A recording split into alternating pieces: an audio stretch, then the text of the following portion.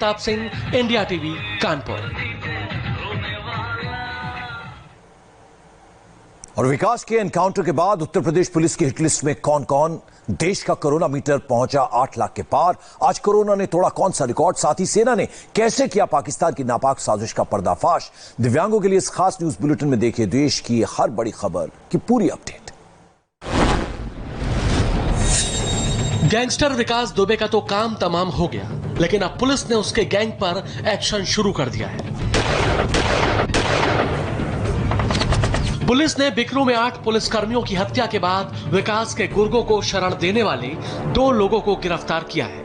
ये गिरफ्तारी एमपी के ग्वालियर से हुई है, जहां ओम प्रकाश पांडे और अनिल पांडे को पुलिस ने गिरफ्तार किया।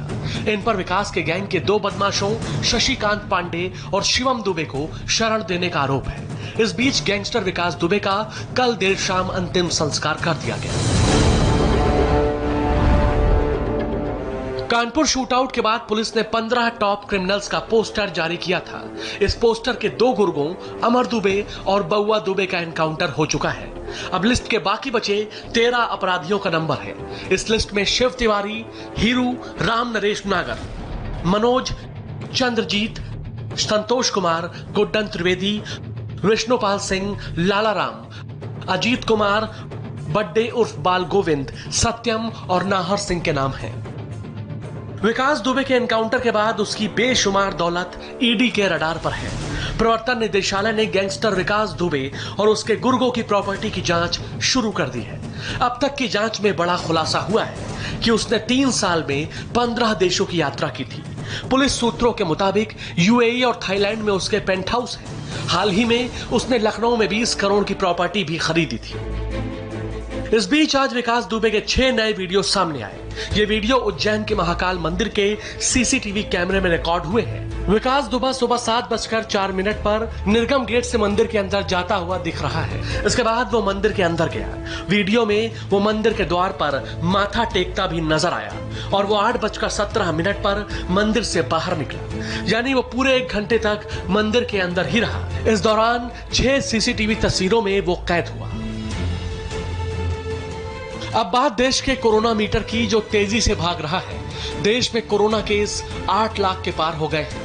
पिछले 24 घंटे में कोरोना के रिकॉर्ड 27,114 नए केस सामने आए हैं। पिछले 24 घंटे में कोरोना से 519 लोगों की मौत हुई है।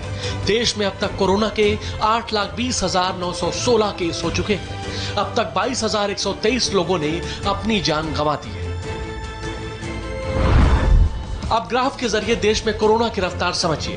देश में 1 लाख केस 18 मई को हुए। पहले 1 लाख केस 110 दिन में सामने आए। 1 लाख से 2 लाख केस 15 दिन में हो गए। इसके बाद 3 लाख केस होने में 10 दिन का वक्त लगा। 4 लाख केस 8 दिन में सामने आए। 4 से 5 लाख केस होने में 6 दिन का वक्त लगा। 5 से 6 और 6 से 7 लाख केस होने में 5 दिन का वक्त लगा और 7 से 8 लाख केस होने में सिर्फ 4 दिन का वक्त लगा। इन आंकड़ों से साफ है कि अब देश में कोरोना की स्थिति अलार्मिंग होती जा रही है। लेकिन फिलहाल एक राहत की बात यह है कि देश में कोरोना मरीजों का रिकवरी रेट बढ़ रहा है। मार्च महीने में जब 1,635 मरीज थे, तब रिकवरी रेट 9.7% था।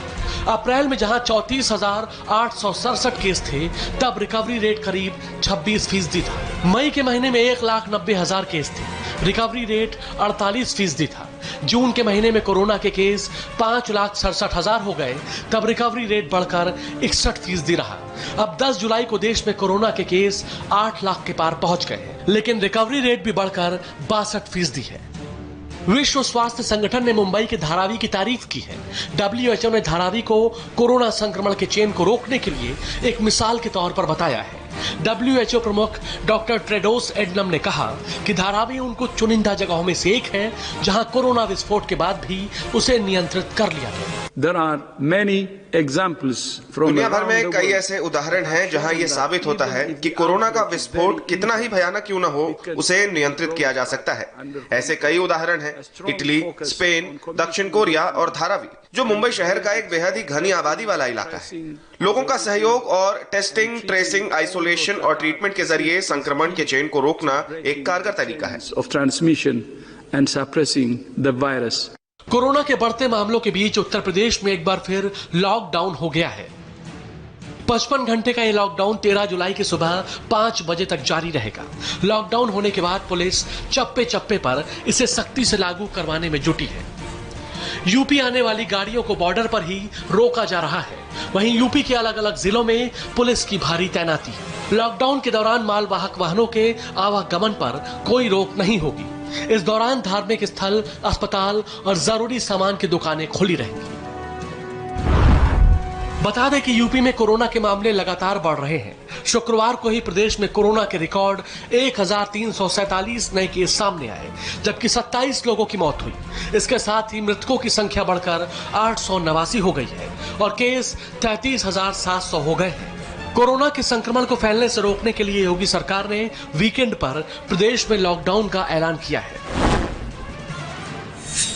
एलओसी पर भारतीय सेना को आज बड़ी कामयाबी मिली है। सेना के जवानों ने नॉर्थ कश्मीर के नौगाम सेक्टर में 2 आतंकियों को मार गिराया। मारे गए आतंकियों से 2 AK-47 समेत कई हथियार भी बरामद हुए हैं। दोनों आतंकी एलओसी को क्रॉस कर भारत में घुसपैठ की फिराक में थे, लेकिन सेना के जवानों ने आतंकियों के मंसूबों पर पानी फेरते हुए उन्हें ढेर कर दिया। देखिए, इन्फिल्ट्रेशन अगर आप देखें तो कुछ टाइम पहले रजौरी में एक इन्फिल्ट्रेशन अटेम्प्ट की गई थी ट्राई, उसके बाद कुपवाड़ा में की गई है। तो ये एक पाकिस्तान का डिज़ाइन है, इसमें कुछ नया कुछ नहीं है। और रही बात सीज फायर वायलेशंस की, पाकिस्तान आर्मी सीज फायर का वायलेशन का इस्तेमाल करती है ताकि हमारे ट्रुप्स जो कि बॉर्डर पर डिप्लॉयड हैं उनका अटेंशन डिस्ट्रैक्ट हो काउंटर इन्फिल्ट्रेशन टास्क से। लेकिन Indian army has so far been very successful.